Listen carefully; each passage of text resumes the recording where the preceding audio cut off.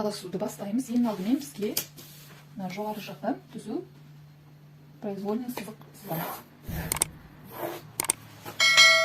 Төменге қарай біз шалбардың ұзындығын сызатын боламыз. Так, шалбардың ұзындығы менде 67. 67-ні осы жерден сызып алатын боламын. 50,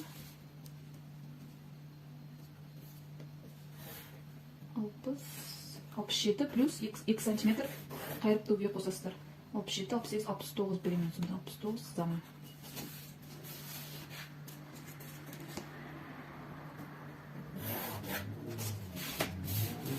Так, енді бізге керек формула. Енді бізге бөксе сызығын табу керек. Бөксе сызығын табу үшін міне ОБ бөлу 2 плюс 4.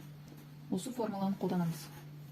Так, ОБ 62 бөлу 2 плюс 4. Так, 35 шығады. 35-ті осы жерден тауып аламыз. 35-ті 2-ге бөліп сызып алатын боламыз. Так, 35.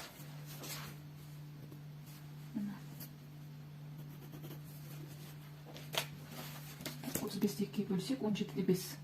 17-де 5, төменге қарайда 17-де 5-ті белгілеймін. Так, былай қарайда 17-де 5-ті белгілеймін. Сонда бізде осындай квадрат шығу керек. Барлық жағы бірдей, осындай квадрат шығу керек. Так, дұрыс. Енді мына жаққа қарай 3 сантиметр белгілеймін. Сол жаққа қарай 3 сантиметр.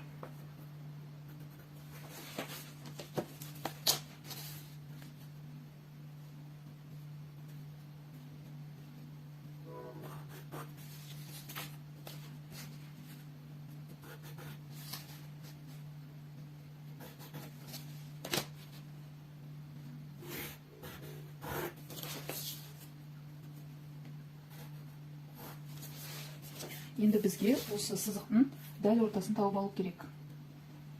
21 шығып тұр, менде осының ортасын тауып аламын. Мына жақтан да ортасын тауып аламын. Осы сызықты төменге түсіреміз. Төменге балыққа дейін осы сызықты түзу сызып шығатын боламыз.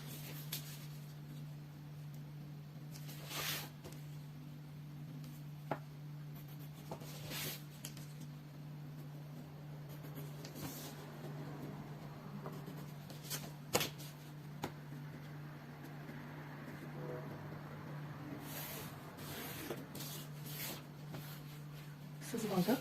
Енді бізге мына бөкседен бастап мына балыққа дейін қанша шығып тұр, соны табуымыз керек. Мына жерден бастап балыққа дейін қанша сантиметр? Так, 51, 52 менде. Осыны 2-ге бөлеміз. Осылай ленточканы көмегімен бөліп белгілейтін боламын мына жерге келіп. Так, осының дәл ортасын тауып осылай сызып аламыз. Бұл бізде тізе сызығы. Так, тізе бізде қанша болды? 34, оны бөліп алдық 17. 17-ні осы жерден белгілейміз. Екі жаққа белгілейтін боламыз міне. 17-ні бөліп, мына жаққа 17. 17-ні бөліп салам, мына жаққа да бөліп салам.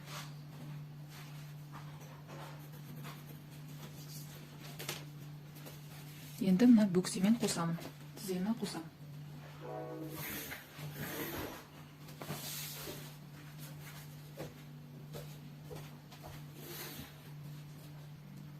Енді мына жаққа балақты бөліп салатын боламыз.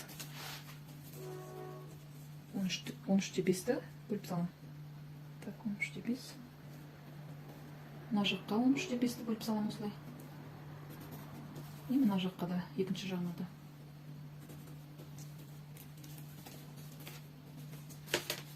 Енді мына тізе сызығымен қосам.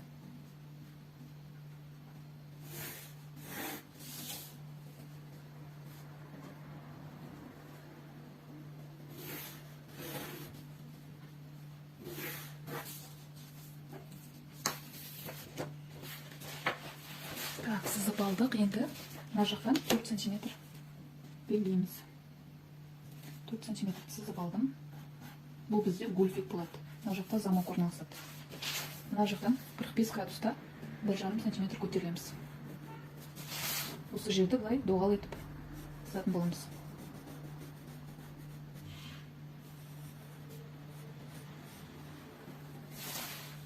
Так, сызып алдық. Енді бізге выточка табу керек. Ол үшін мына аралықты екіге бөлеміз. Мына аралықты екіге бөлеміз, мына жерге дейін. Так, 17,5. 17,5-ті екіге бөлсек. Так.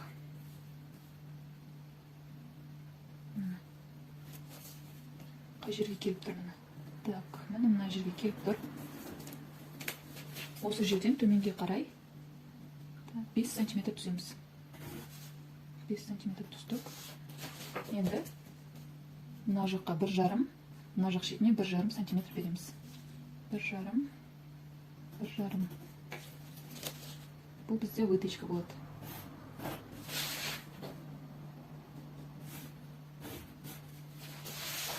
Так, алдыңғы бойымыз дайын. Енді осыны қазір қиып аламыз.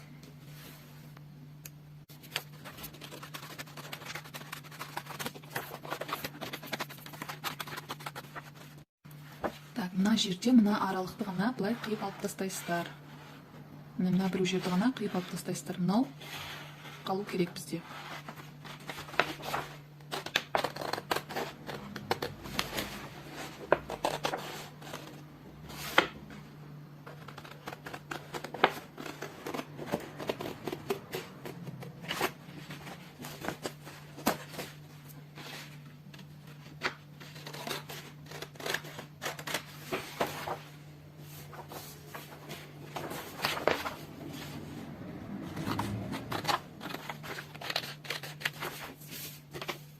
Енді бізге шалбардың артын пішу керек. Ол үшін алдыңғы шалбардың алдыңғы бойын осылай қоятын боламыз. Қағазға осылай қоямыз да.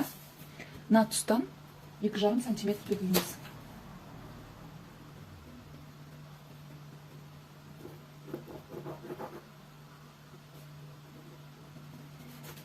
Так, ал мына тұстан, мына жақтан, мына ішке қарай тоже 2,5 сантиметр белгілейміз.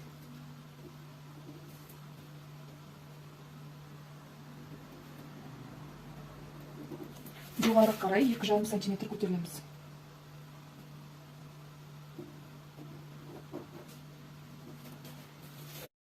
Мына аралықты қосып алдық. Енді бізге мына аралықты қосу керек.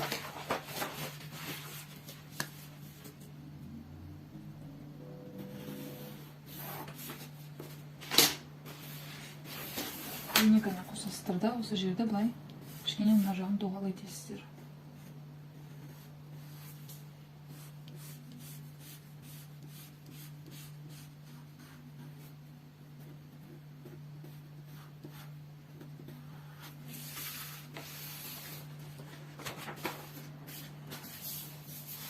Енді тізені белгілеп аламыз.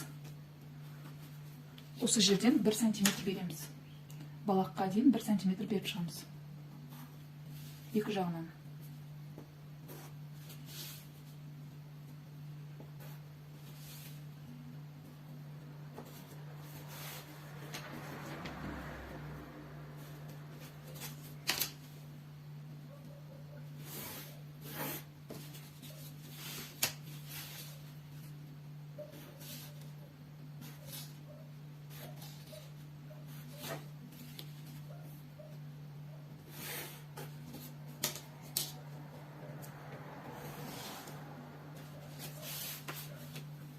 Енді мына жақтан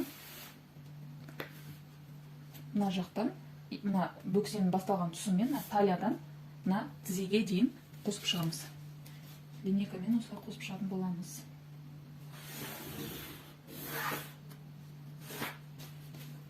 Екінші жақты да дәл солай қосып шығамыз. Мына нүктемен тізенің келген нүктесін қосып шығатын боламыз.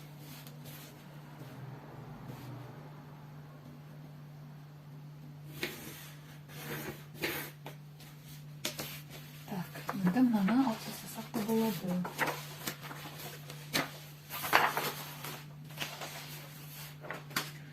Енді бізге вытычка табу керек. Мына аралықты өлшейміз. Осының ортасын тауып аламыз. Так, мына аралық 18 болып тұр. Ортасын тауып аламын міне. Осы жерден 5 сантиметр түсем осылай. Қиғашынан түсеміз. Екі шетінен 1,5 сантиметр береміз.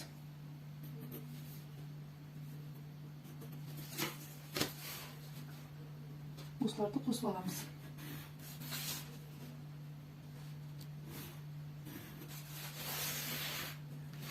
Енді осыны қиып аламыз. Ал матаға қойғанда тігіске мына 1 сантиметр бермейсіздер. Барлығы осы лекаланың ішінде есептелінген. Мен шалбарға қалта жасайтын боламын. Сол үшін алдыңғы бойдан 5 сантиметр белгілеп аламын. Ал мына жақтан төменге қарай 10 сантиметр белгілеймін. Осы аралықты қосам.